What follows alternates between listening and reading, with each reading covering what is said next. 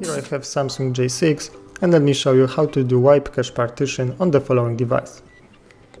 Let's start with holding the power button to turn the device off.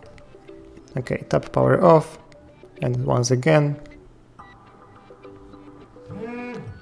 Okay, now when the device is turned off, let's press the power button and the volume up button both.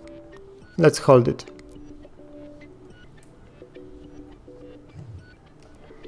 Release all the buttons as soon as the Samsung logo pops up. And here we are in the recovery mode. Here we can navigate using the volume keys and confirm using the power key. Let's scroll down to the wipe cache partition and press the power key. Here we can agree. And that's it, the device just wiped the cache partition on our processor.